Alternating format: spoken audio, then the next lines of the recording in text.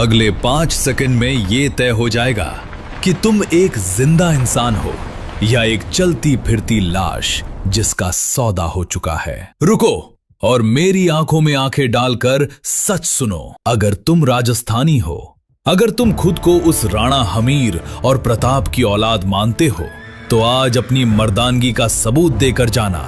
मुझे भीड़ नहीं चाहिए, मुझे वो कायर नहीं चाहिए जो रील स्क्रॉल करके अपनी उंगलियां घिस रहे हैं जबकि उनकी जमीन उनके पैरों के नीचे से खींची जा रही है। मुझे आज वो चंद शेर चाहिए जिनका खून अभी पानी नहीं बना है। तुम जिसे विकास समझ रहे हो ना, वो तुम्हारी मौत का फरमान है। अरावली पर्वतमाला मर रही है और उसे मारने वाला कोई विदेशी नहीं, तुम्हारे अपने वोट से चुने हुए नेता और बिका हुआ सिस्टम है। मैं आज तुमसे भीख नहीं मांगूंगा, मुझे तुम्हारा लाइक नहीं चाहिए, मुझे तुम्हारा सब्सक्राइब नहीं चाहिए, भाड़ में जाए ये सब।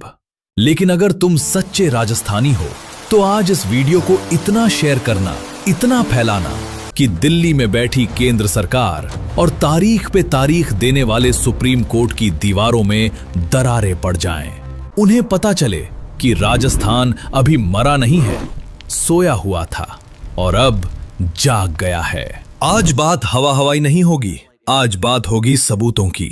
हाल ही में जो खबरें और रिपोर्ट सामने आई हैं, वो किसी डरावनी फिल्म से कम नहीं है। सुप्रीम कोर्ट में एक रिपोर्ट पेश की गई। जानते हो उसमें क्या लिखा था? उसमें लिखा था कि राजस्थान के नक्शे से 31 पहाड़ियां पूरी तरह गायब हो चुकी हैं। सुना तुमने? गायब। ये कोई जादू नहीं है, ये पहाड़ियां कोई छोटी मोटी पत्थर की ढेरी नहीं थी, ये वो दीवारें थीं जो सदियों से आंधियों को रोक रही थीं। सुप्रीम कोर्ट ने खुद माना है कि अरावली खतरे में है, लेकिन अफसोस मुझे ये कहते हुए शर्म आती है कि हमारा कानून अंधा ही नहीं, अब लाचार भी हो चुका है। सुप्रीम कोर्ट ने अवैध खनन, इल्लीगल माइनिंग पर रोक लगाई, आदेश दिए, लेकिन जमीन पर हकीकत क्या है? उसी कोर्ट के आदेश की कॉपी को माफिया अपनी गाड़ी के डैशबोर्ड पर रखकर रात के अंधेरे में डायनामाइट फोड़ता है। ये सुप्रीम कोर्ट की घोर लापरवाही नहीं तो और क्या है? सिर्फ कागज पर ऑर्डर पास करने से पहाड़ नहीं बचते। माई बाप, जब तक डंडा नहीं चलेगा ये माफिया नहीं रुकेंगे। फॉरेस्ट सर्वे ऑफ इंडिया की रिपोर्ट चीख रही है, लेकिन कोर्ट में सिर्फ तारीख मिल रही है और बाहर पहाड़ तारीख बन रहे हैं। सिस्टम पूरी तरह नंदा हो चुका है। पुलिस, प्रशासन, वन विभाग सब मिले हुए हैं। एक डंपर निकलता है तो सबकी जेब गर्म होती है और कीमत कौन चुका रहा है? तुम और मैं। जरा पीछे मुड़कर देखो, शर्म करो कि हम किनके वारिस हैं।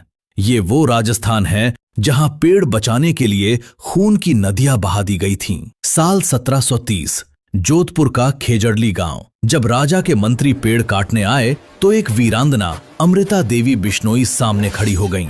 उन्होंने कहा था, सिर सांटे रूंख रहे तो भी सस्तो जान।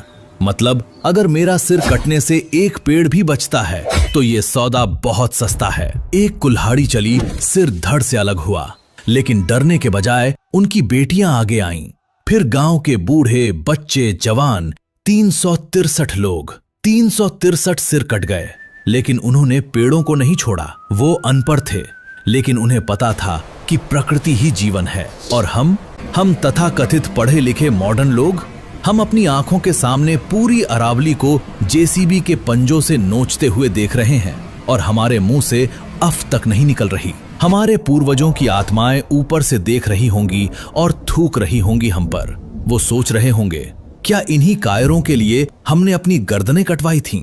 अगर तुम्हें लगता है कि पहाड़ ही तो है, हमें क्या फर्क पड़ता है, तो अब जो मैं बोलने जा रहा हूं उसे कान खोल कर सुन लो, क्योंकि ये तुम्हारा भविष्य है। एक रेगिस्तान का तांडव। अरावली थार रेगिस्तान और मैदानी इलाकों के बीच एक ढाल है। ये रेगिस्तान को आगे बढ़ने से रोकती है। जिस रफ्तार से पहाड़ खोदे जा रहे हैं, वैज्ञानिकों ने चेतावनी दी है कि अगले कुछ सालों में ये दीवार गिर जाएगी। परिणाम जयपुर, अलवर, दौसा, भरतपुर, हरियाणा और यहाँ तक कि दिल्ली सब रेत के टीलों में दफन हो जाएंगे। तुम्हारे हरे भरे खेत बंजर हो जाएंगे।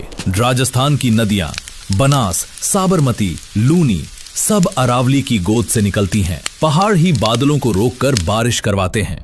जब पहाड़ नहीं होंगे तो बारिश नहीं होगी। तुम्हारी आने वाली पीढ़ी पानी की एक बोतल के लिए एक दूसरे का गला काटेगी। तुम उनके लिए बैंक बैलेंस तो छोड़ जाओगे, लेकिन पीने के लिए पानी कहां से लाओगे? 3. मौत की हवा। पहाड़ हटे तो धूल भरी आंधियां तुम्हारे फेफड़ों में भर जाएंगी।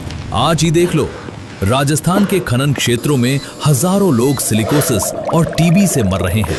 वो खून की उल्टियां कर रहे हैं। क्या तुम अपने बच्चों के लिए यही भविष्य चाहते हो? और हमारे नेता, चाहे वो बीजेपी हो या कांग्रेस, सब एक ही थाली के चट्टे बट्टे हैं। विपक्ष में होते हैं तो अरावली याद आती है, और सत्ता में आते ही खनन माफियाओं को लाइसेंस बांटने लगते हैं। ये राजनीति हमें खा जाएगी। केंद्र सरकार ग्रीन इंडिया के पोस्टर लगाती है, लेकिन राजस्थान में हो रहा विनाश उन्हें नहीं दिखता। तो अब रास्ता क्या है? रास्ता सिर्फ एक है, जन आक्रोश। मेरे राजस्थानी भाइयों, ये वीडियो कोई मनोरंजन नहीं है, ये एक युद्ध का शंखनाद है। खनन माफिया के पास पैसा है, बारूद है, लेकिन हमारे पास एकता है। कसम खाओ आज अपनी माटी की।